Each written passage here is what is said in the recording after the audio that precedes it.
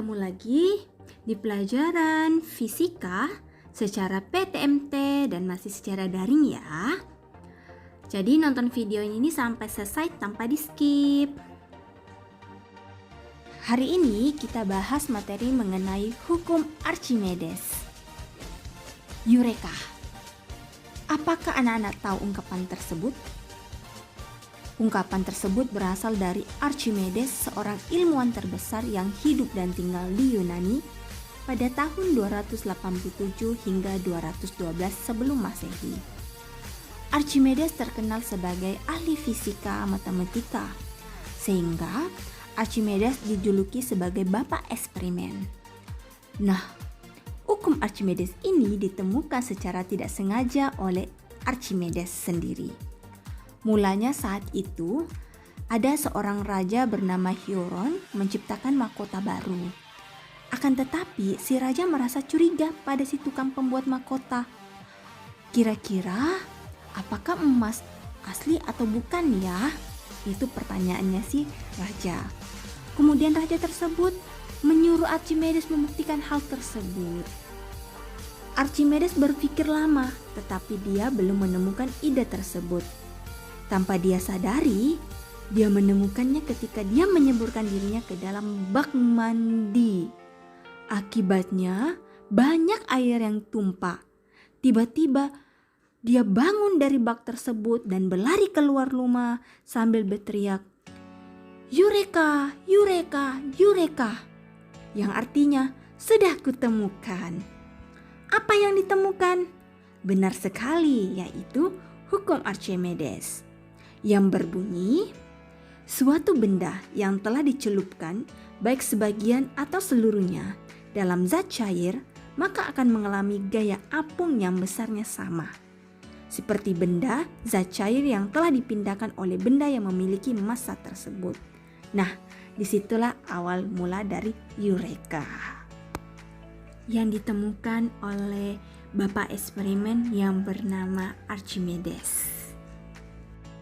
Sebelum kita membahas lebih lanjut, ayo amati dua gambar tersebut. Yang sebelah kiri ada balon udara, yang sebelah kanan ada kapal laut. Nah, perhatikan dua gambar tersebut. Kok bisa ya bola udara bisa terbang di udara? Dan terus kok kapal laut yang terbuat dari besi bisa mengapung di air ya? Kira-kira kenapa hal tersebut bisa terjadi? Silahkan dijawab sendiri ya anak-anak. Ya, kita bahas mengenai hukum Archimedes. Nah, di situ bisa dilihat contoh pada gambar di mana nanti kita memasukkan beban ke dalam sebuah wadah yang berisi air, dan di situ bisa dilihat ya, air itu berpindah ke penampungan air. Nah, sesungguhnya berat benda tersebut itu tidak berkurang. Jadi, gaya tarik bumi yang bekerja pada benda itu tetap sama, namun zat cair mengerjakan gaya yang arahnya berlawanan dengan gaya gravitasi, sehingga berat benda seakan-akan berkurang. Besarnya gaya ke atas yang dikerjakan air pada benda sebanding dengan berat air yang ditumpahkan oleh balok. Artinya, suatu benda yang dicelupkan sebagian atau seluruhnya ke dalam zat cair mengalami gaya ke atas yang besarnya sama dengan berat zat cair yang dipindahkan oleh benda tersebut. Nah, pernyataan ini yang dikenal sebagai hukum Archimedes yang sempat kita bahas tadi ya. Sehingga, secara matematis, hukum Archimedes dapat dinyatakan sebagai berikut. WU dikurangi WA sama dengan WC, di mana WU itu adalah berat balok di udara, WA itu adalah berat balok di dalam zat cair, WC adalah berat zat cair yang telah ditumpahkan. Sehingga FA sama dengan WC, FA sama dengan MC dikali dengan G, di mana G itu adalah gaya percepatan gravitasi bumi. Karena M itu sama dengan rho kali V, sehingga bisa kita tuliskan persamaan gaya Archimedesnya, yaitu FA sama dengan rho C, yaitu massa jenis zat cair, dikali dengan V. volume benda yang tercelupkan dikali dengan G kecepatan gravitasi bumi. Selanjutnya kita bahas mengenai prinsip hukum Archimedes. Di mana prinsip hukum Archimedes ini ada yang 3, yaitu yang pertama terapung, kedua melayang, ketiga tenggelam. Jadi kalau yang bahas mengenai terapung, jadi peristiwa terapung dalam kehidupan sehari-hari ini contohnya apa? Yaitu plastik atau kayu ya yang dimasukkan ke dalam air. Jadi untuk memahami peristiwa itu dalam kehidupan sehari-hari, perhatikan contoh gambar berikut ini. Jadi ada sebuah benda yang mana benda itu memiliki berat W, dimasukkan ke dalam sebuah akuarium atau balok besar yang berisi air. Nah, kita masukkan benda tersebut. Peristiwa apa yang terjadi? Yaitu benda tersebut terapung. Kenapa hal itu terapung? Karena berat benda atau disimbolkan WB itu dia menuju ke bawah dan gaya angkatnya itu menuju ke atas, sehingga WB itu lebih kecil daripada FA, berarti berat benda lebih kecil daripada gaya angkatnya. Makanya dia disebut sebagai terapung, di mana V benda itu sama dengan V fluida, sehingga kita bisa tulis persamaannya W benda sama dengan FA. Dan diuraikan persamaan menjadi rho B kali G dikali dengan VB sama dengan rho F kali G dikali dengan VF. Dimana ingat ya, massa jenis fluida lebih besar dari massa jenis benda. Makanya benda tersebut bisa terapung. Ingat hal tersebut.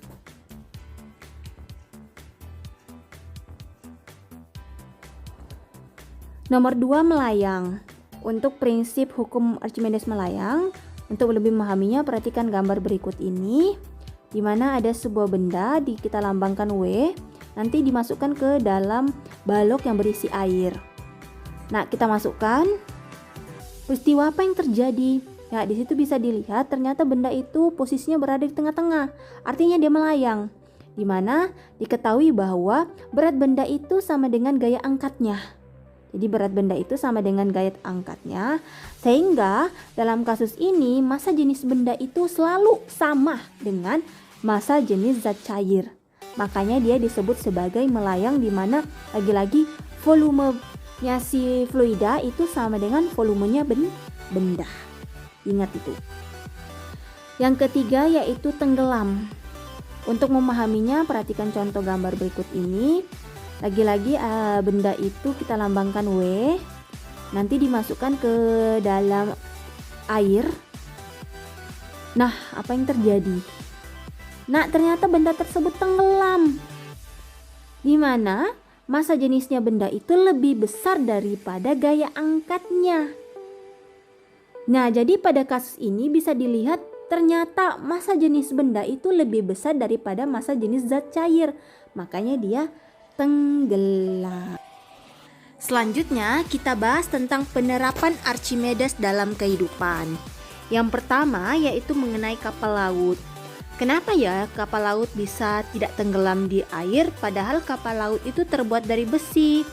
Nah, ini akibatnya adanya rongga pada badan menyebabkan kapal laut dapat memindahkan air laut dengan volume yang lebih besar. Karena gaya ke atas sebanding dengan volume air yang dipindahkan.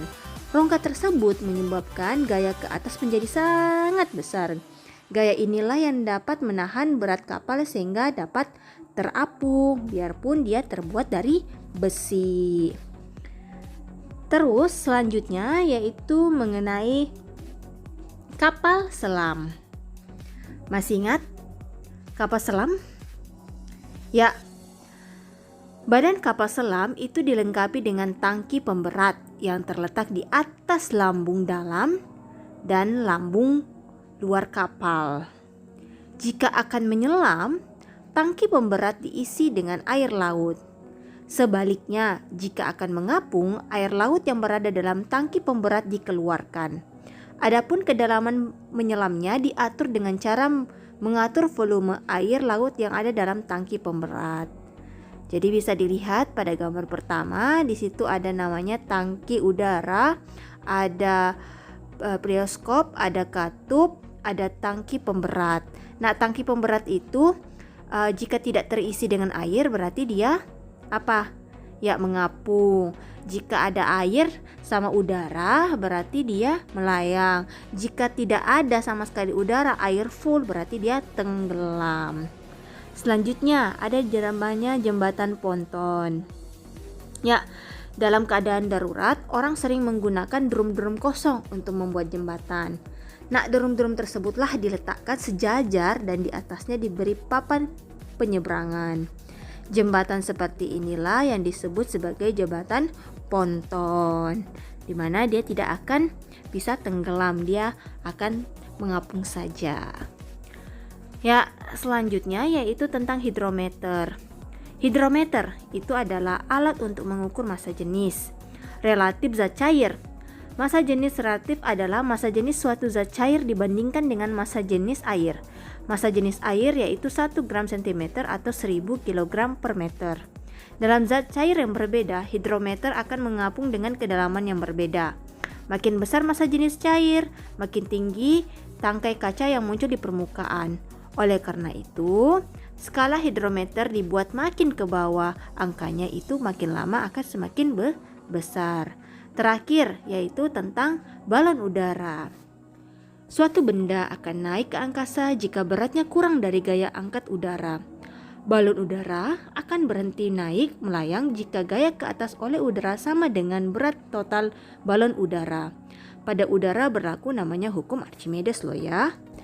Agar dapat naik lebih tinggi, udara dalam balon harus dipanaskan lagi, makanya dia dinaikkan suhunya. Sebaliknya, untuk menurunkan balon, udara panas dalam balon harus didinginkan sedikit demi sedikit sampai akhirnya berat balon lebih besar daripada gaya angkat udara. Makanya dia bisa mendarat.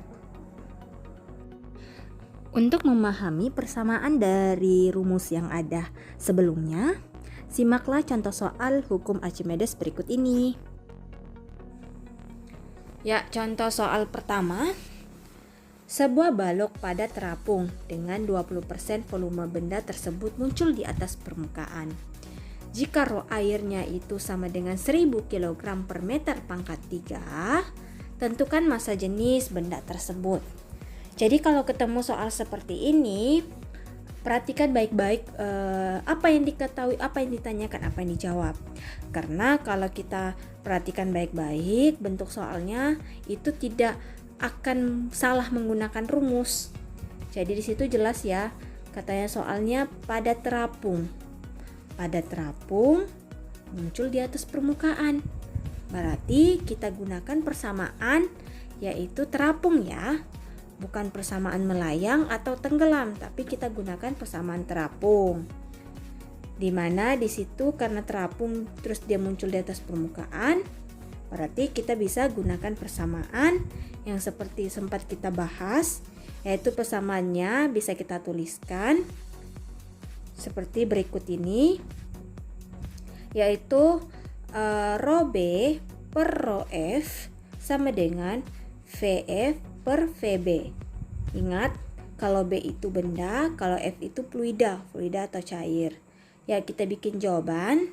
Hal pertama, jangan lupa tulis diketahui dulu. Berarti rho airnya sama dengan 1000 kg per meter pangkat 3. Terus VB-nya, volume bendanya. Ya, dari soal di situ perhatikan ada 20% volume benda tersebut muncul di atas permukaan. Nah, artinya 20% itu bukan VB loh ya. 20% itu bukan VB, jangan terkecoh, jangan terganggu. Karena di situ bukanlah volume benda secara keseluruhan. Karena kan dia sudah muncul di permukaan. Berarti itu bukanlah VB. Berarti kita tulis aja VB sama dengan VB. Terus volume fluida adakah di situ? Ya ada kan di soal, tapi perhatikan 20% volume benda tersebut muncul di atas permukaan. Berarti kalau sudah ada 20% yang sudah muncul, berarti yang tenggelamnya ada berapa persen kira-kira? Ya benar, yaitu 80% yang ada di bawah, atau di volume airnya itu 80% karena dia masih di bawah. Sedangkan yang sudah muncul itu 20%. Berarti kita ketahui bahwa volume fluidanya itu adalah 80% dari volume benda. Bisa ya? Semoga bisa dimengerti. Terus ditanyakan itu tentukanlah massa jenis benda tersebut, berarti rho B. Ya, kita langsung jawab. Karena di situ sudah diketahui rho air, gampang sekali, langsung aja kita masukkan persamaannya yang tadi, yaitu rho B per rho F sama dengan F per VB. Tinggal kita masukkan rho B per 1000 kg per meter pangkat 3 itu sama dengan 80% VB per VB, ya kan? Jadi karena volume fluidanya 80%, kita masukkan aja 80% VB per VB. Sekali lagi ingat VB, kenapa? Karena 20% itu cuma mengecoh saja, bukan volume benda secara keseluruhan. Ya, lanjut. Karena rho B berarti 80% VB dikali dengan 1000. Jadi kalikan silang aja ya. Berarti 80% VB dikali dengan 1000 kg per meter pangkat 3 dibagi dengan VB.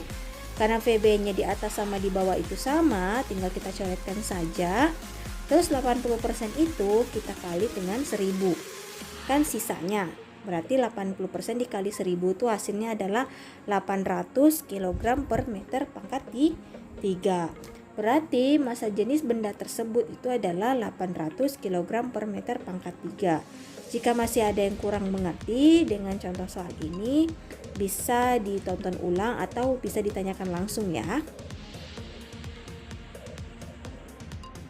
Oke, selanjutnya kita bahas contoh soal yang kedua, yaitu ada sebuah batu dengan volume 1 meter pangkat 3 tercelup seluruhnya ke dalam air dengan massa jenisnya yaitu 1000 kg per meter pangkat 3. Jika percepatan gravitasi bumi adalah 10 meter per sekon pangkat 2, maka batu akan mengalami gaya ke atas sebesar, di situ yang ditanyakan adalah gayanya yang ke atas, berarti FA-nya. Jadi kalau ketemu soal seperti ini, kita langsung aja gunakan persamaan dari hukum Archimedes. Jadi hal pertama, tulis dulu diketahuinya. Volumenya 1 meter pangkat 3, rho-nya 1000 kg per meter pangkat 3. Percepatan gravitasinya yaitu 10 meter per sekon pangkat 2. Dimana diketahui di situ V, rho, dan G. Terus yang ditanyakan itu adalah FA-nya. Nanti kita langsung aja gunakan persamaan, yaitu FA sama dengan V dikali dengan rho dikali dengan G. Nah, karena semuanya sudah diketahui, kita langsung aja masukkan yang diketahui tersebut ke dalam sebuah persamaan. Berarti FA sama dengan 1 meter pangkat 3 dikali dengan 1000 kg per meter pangkat 3 dikali dengan 10 meter per sekon pangkat 2 itu menghasilkan berapa? Yaitu 10.000 kg meter per sekon pangkat 2. Berarti gaya yang dialami ke atas itu nilainya adalah 10.000 kg meter per sekon pangkat 2 atau disebut aja 10.000 Newton. Jika masih ada yang kurang dimengerti, lagi-lagi silakan diulangi videonya ini atau bisa bertanya langsung. Mungkin itu aja materi pada pertemuan hari ini. Terima kasih telah menontonnya sampai selesai tanpa di-skip. Sampai jumpa lagi pada video berikutnya. Jangan lupa kerjakan latihan soal yang ada di Google Classroom. Bye semuanya, salam sehat selalu.